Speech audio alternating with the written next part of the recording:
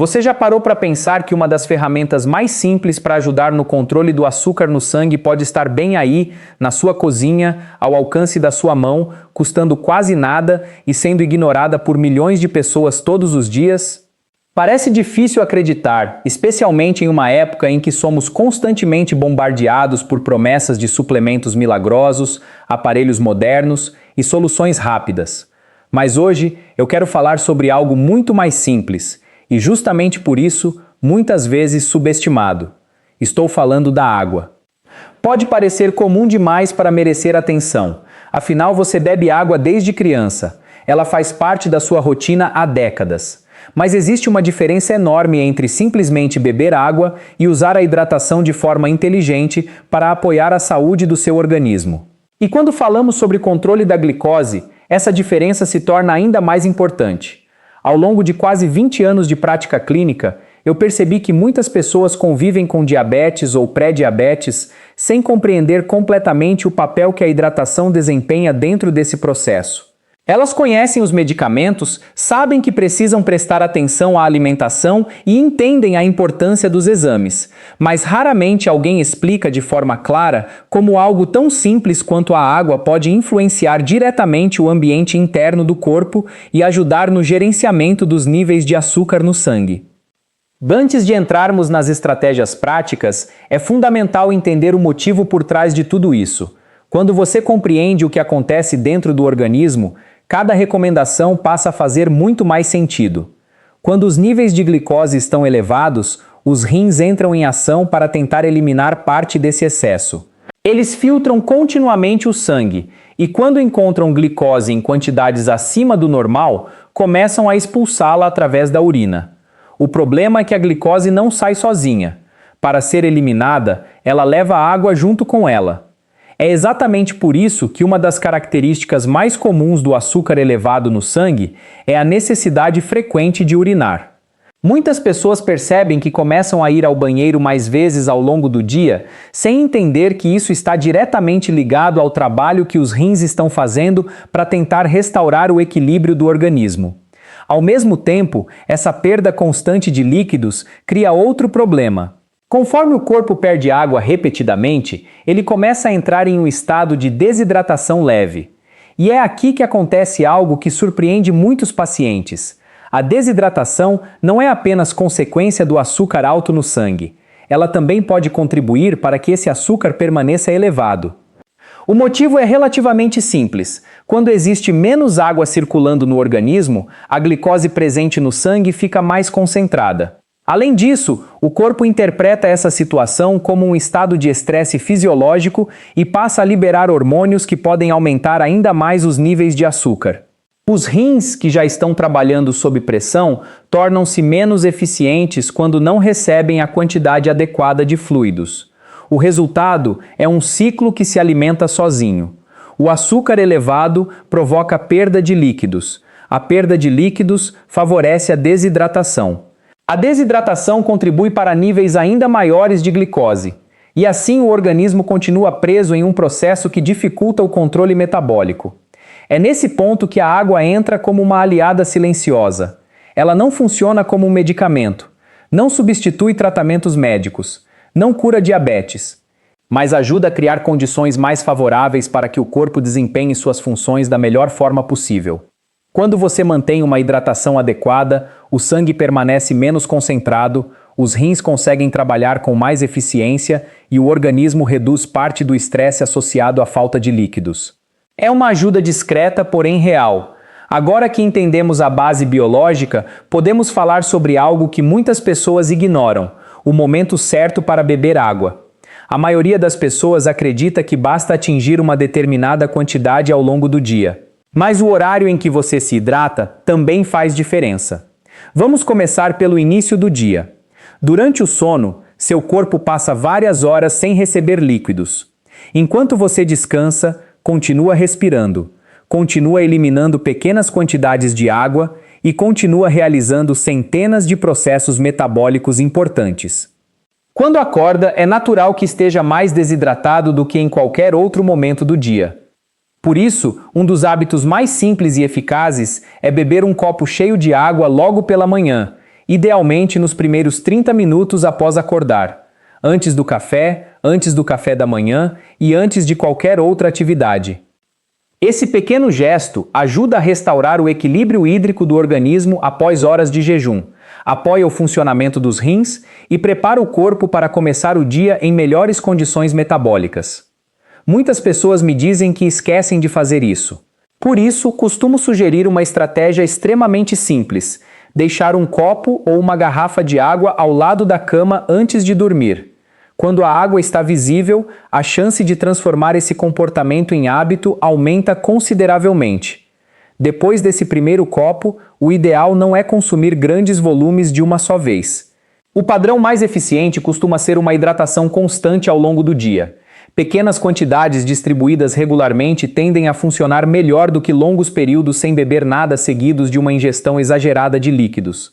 É justamente essa consistência que permite ao organismo manter um ambiente interno mais estável. E quando falamos sobre glicose, estabilidade quase sempre é uma vantagem. Mas existe outro momento do dia que merece atenção especial e que pode trazer benefícios surpreendentes para quem deseja melhorar o controle do açúcar no sangue. É exatamente sobre isso que vamos falar a seguir. É exatamente sobre isso que vamos falar agora, porque um dos hábitos mais simples e mais estudados quando o assunto é hidratação e controle da glicose acontece pouco antes das refeições. Muitas pessoas concentram toda a atenção no que colocam no prato, mas raramente pensam no que fazem nos minutos que antecedem uma refeição. No entanto, esse pequeno intervalo pode influenciar significativamente a forma como o corpo responde aos alimentos. Beber um copo cheio de água cerca de 15 a 30 minutos antes de comer oferece várias vantagens ao mesmo tempo. Em primeiro lugar, ajuda a preencher parcialmente o estômago, aumentando a sensação de saciedade. Isso significa que muitas pessoas acabam consumindo porções menores sem sentir que estão fazendo um esforço consciente para comer menos. Com o tempo, essa redução natural da ingestão calórica pode contribuir tanto para o controle do peso quanto para uma melhor sensibilidade à insulina. Além disso, iniciar uma refeição em um estado adequado de hidratação favorece diversos processos digestivos. O organismo funciona de maneira mais eficiente quando possui água suficiente para transportar nutrientes, auxiliar reações químicas e manter o equilíbrio interno. Embora a água não impeça a elevação da glicose após uma refeição, ela ajuda o corpo a lidar melhor com todo o processo metabólico que acontece nas horas seguintes.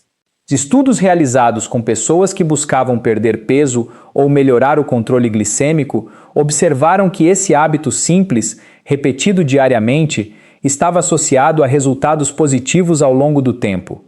Não se trata de um efeito instantâneo nem milagroso.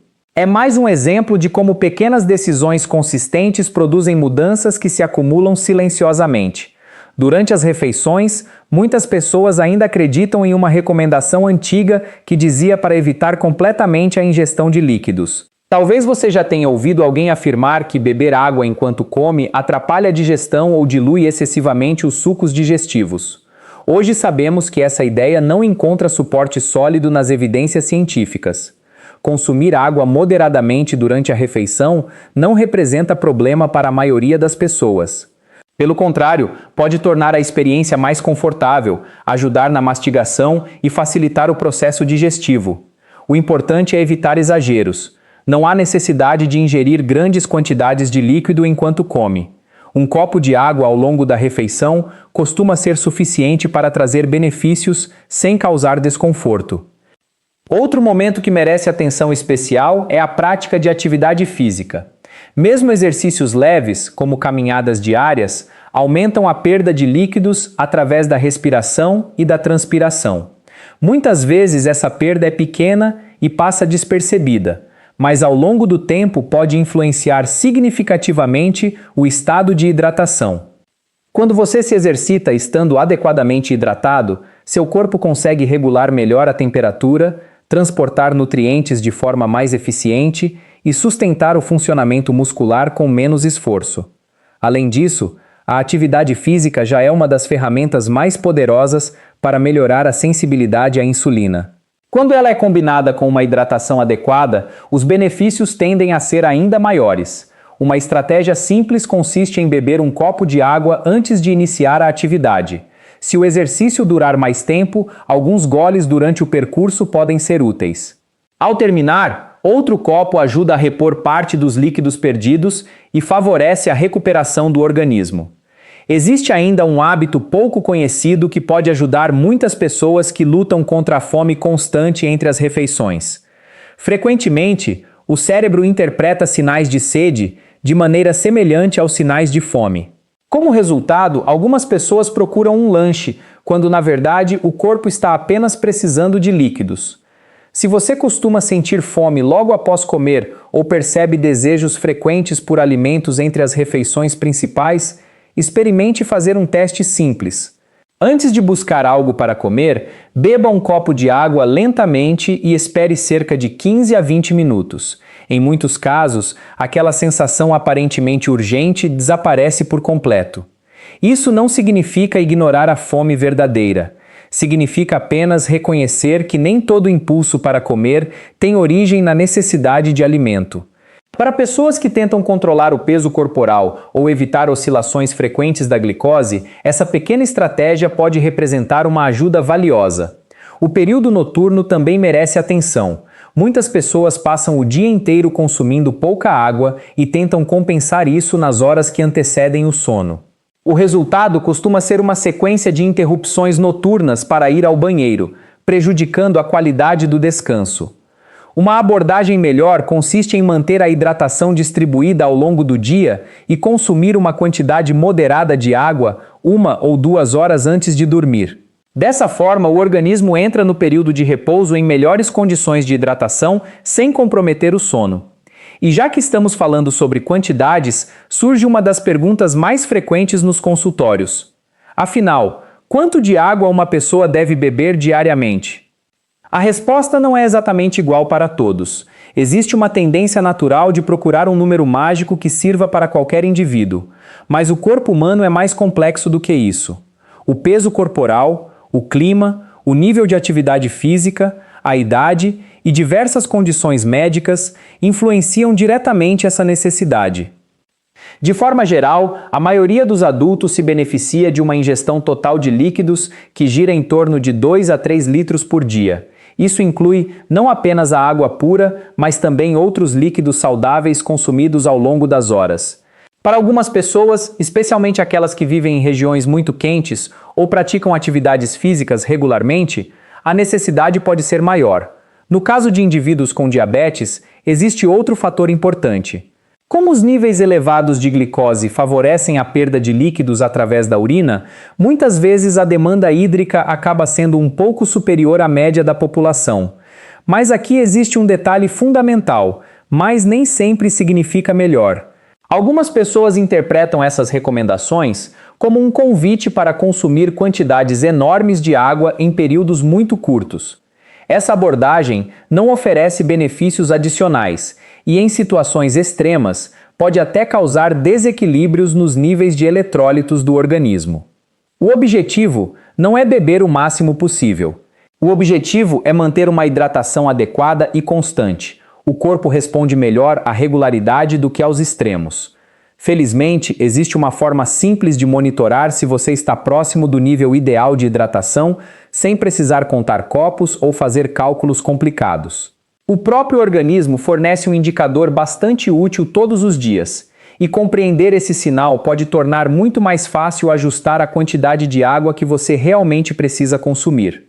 E compreender esse sinal pode tornar muito mais fácil ajustar a quantidade de água que você realmente precisa consumir. Esse indicador está disponível todos os dias e não exige nenhum equipamento especial, aplicativo ou cálculo complicado. Basta prestar atenção à cor da sua urina. Quando o corpo está recebendo líquidos em quantidade adequada, a urina normalmente apresenta uma coloração amarelo clara, semelhante à cor da palha. Esse tom costuma indicar que existe um bom equilíbrio entre ingestão e eliminação de líquidos. Por outro lado, quando a urina está muito escura, concentrada e com um amarelo intenso, geralmente é um sinal de que o organismo precisa de mais água. No extremo oposto, uma urina completamente transparente durante todo o dia pode indicar que você está consumindo mais líquidos do que realmente necessita. Embora isso raramente represente um problema sério para pessoas saudáveis, mostra que talvez seja possível reduzir um pouco a ingestão sem prejuízo para a hidratação. Essa observação simples, feita naturalmente ao longo do dia, costuma ser mais útil do que ficar contando copos ou perseguindo metas rígidas. O corpo frequentemente oferece sinais claros quando aprendemos a observá-los. É importante lembrar que algumas condições médicas exigem cuidados específicos. Pessoas com insuficiência cardíaca, determinadas doenças renais ou outras situações que afetam o equilíbrio de líquidos podem receber orientações diferentes de seus médicos. Nesses casos, as recomendações individuais sempre devem ter prioridade sobre qualquer orientação geral. Para a maioria dos adultos, porém, especialmente aqueles que convivem com diabetes tipo 2 controlado ou pré-diabetes, a estratégia mais segura continua sendo a mesma: hidratação constante, moderada e distribuída ao longo do dia. Mas existe um aspecto ainda mais importante que a quantidade de água consumida. E, curiosamente, é justamente o ponto que muitas pessoas ignoram. O que você escolhe beber quando não está bebendo água pode ter um impacto tão grande quanto a própria água. Imagine alguém que decide aumentar o consumo de água em 2 copos por dia. À primeira vista, parece uma excelente mudança, mas se essa mesma pessoa continua consumindo vários refrigerantes, bebidas açucaradas, cafés carregados de açúcar e xaropes ou grandes quantidades de suco industrializado, os benefícios da água acabam sendo limitados pelos efeitos negativos dessas outras escolhas. Quando falamos de controle do açúcar no sangue, a substituição de bebidas açucaradas por água é provavelmente uma das mudanças mais poderosas que uma pessoa pode fazer. Durante décadas, refrigerantes e outras bebidas adoçadas tornaram-se parte da rotina diária de milhões de pessoas. Muitos indivíduos consomem essas bebidas sem sequer considerá-las alimentos. Elas parecem apenas um acompanhamento para as refeições ou uma forma rápida de matar a sede. No entanto, do ponto de vista metabólico, representam uma carga significativa de açúcar entrando rapidamente na corrente sanguínea. Refrigerantes comuns, chás industrializados adoçados, bebidas esportivas, energéticos, cafés especiais carregados de xaropes, bebidas à base de frutas com açúcar adicionado, limonadas adoçadas e diversas outras opções semelhantes têm algo em comum: fornecem grandes quantidades de açúcar em forma líquida. E o organismo processa esse açúcar líquido de maneira extremamente rápida. Diferentemente dos alimentos sólidos, que exigem mastigação, digestão mais lenta e costumam conter fibras, as bebidas açucaradas permitem que enormes quantidades de glicose sejam absorvidas em pouco tempo. Isso favorece picos acentuados de açúcar no sangue e exige respostas intensas do organismo para restaurar o equilíbrio. Quando esse padrão se repete diariamente durante anos ou décadas, as consequências podem ser profundas. Uma única lata de refrigerante tradicional pode conter o equivalente a 9 ou 10 colheres de chá de açúcar. Parece muito quando visualizamos dessa forma, mas muitas pessoas consomem essa quantidade sem sequer perceber. Algumas chegam a ingerir 2 ou 3 latas por dia. Ao longo de um ano, isso representa dezenas de quilos de açúcar adicional circulando pelo organismo. Não é difícil entender por que esse hábito está associado ao aumento do risco de obesidade, resistência à insulina, diabetes tipo 2 e diversas outras complicações metabólicas. É justamente por isso que substituir bebidas açucaradas por água produz resultados tão consistentes em estudos científicos e na prática clínica. Muitas pessoas relatam melhorias perceptíveis em poucas semanas. Os níveis de glicose tornam-se mais estáveis, ocorre redução gradual do peso corporal, a energia melhora e o organismo passa a funcionar de maneira mais eficiente. Não porque a água tenha poderes especiais, mas porque ela elimina uma das fontes mais comuns de sobrecarga metabólica presente na alimentação moderna. Mas então surge uma dúvida muito comum: e os refrigerantes diet, ou zero açúcar? Essa é uma questão interessante porque a resposta não é completamente simples. Quando analisamos apenas o impacto imediato sobre a glicose sanguínea, os refrigerantes dietéticos costumam ser melhores do que os refrigerantes tradicionais. Como não contêm açúcar em quantidades significativas, não provocam os mesmos aumentos rápidos da glicemia. No entanto, isso não significa que sejam equivalentes à água. Nos últimos anos, pesquisadores passaram a investigar possíveis efeitos dos adoçantes artificiais sobre o microbioma intestinal, os mecanismos de recompensa do cérebro e o comportamento alimentar. Embora ainda existam muitas perguntas sem resposta, algumas evidências sugerem que o consumo frequente dessas bebidas pode influenciar desejos por alimentos doces e afetar outros aspectos da saúde metabólica. Por essa razão, muitos especialistas consideram os refrigerantes dietéticos uma ferramenta de transição razoável para quem está tentando abandonar bebidas açucaradas. Eles podem facilitar a mudança inicial, porém, quando pensamos em saúde a longo prazo, a água continua sendo a escolha mais segura e confiável. Outra bebida frequentemente vista como saudável é o suco de frutas. E aqui existe uma surpresa para muitas pessoas. A fruta inteira é um excelente alimento. Ela oferece vitaminas, minerais, antioxidantes e fibras que ajudam a moderar a absorção dos açúcares naturais presentes em sua composição. O problema surge quando a fruta é transformada em suco. Durante esse processo, grande parte das fibras é removida. O resultado é uma bebida que concentra açúcar natural em uma quantidade relativamente pequena de líquido. Muitas vezes, para produzir um único copo de suco, são utilizadas várias frutas que dificilmente seriam consumidas de uma só vez. Isso faz com que o impacto glicêmico do suco seja muito maior do que o da fruta inteira.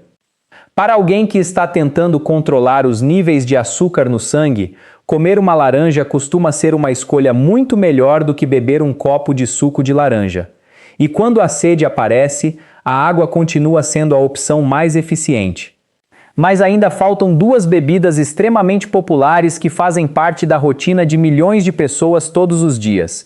E entender como elas se encaixam em uma estratégia saudável de hidratação pode ajudar muitas pessoas a fazer escolhas mais inteligentes sem abrir mão completamente dos hábitos que apreciam. Mas ainda faltam duas bebidas extremamente populares que fazem parte da rotina de milhões de pessoas todos os dias. E entender como elas se encaixam em uma estratégia saudável de hidratação pode ajudar muitas pessoas a fazer escolhas mais inteligentes sem abrir mão completamente dos hábitos que apreciam. Estamos falando do café e do chá. Durante muito tempo, essas bebidas foram alvo de opiniões contraditórias. Em alguns momentos eram vistas como prejudiciais, em outros eram apresentadas como verdadeiros remédios naturais. A realidade, como costuma acontecer na ciência, está em algum lugar entre esses extremos. Para a maioria das pessoas que busca controlar o açúcar no sangue, o café e o chá podem fazer parte de um estilo de vida saudável. O fator decisivo não costuma ser a bebida em si, mas aquilo que é adicionado a ela. Um café puro contém poucas calorias e praticamente não afeta os níveis de glicose. Da mesma forma, muitos tipos de chá sem açúcar podem ser consumidos sem causar impactos significativos no controle glicêmico. Algumas pesquisas, inclusive, sugerem que compostos presentes nessas bebidas podem estar associados a benefícios metabólicos quando fazem parte de uma alimentação equilibrada. O problema surge quando o café deixa de ser café e se transforma em uma sobremesa líquida. Bebidas preparadas com grandes quantidades de açúcar, xaropes aromatizados, chantilly, cremes adoçados e coberturas diversas podem conter mais açúcar do que muitos refrigerantes. O mesmo acontece com alguns chás industrializados que parecem saudáveis à primeira vista, mas escondem quantidades surpreendentes de açúcar em sua composição. Por isso, ao avaliar uma bebida, é importante olhar além do nome. O que realmente importa é o conjunto de ingredientes que está entrando no organismo.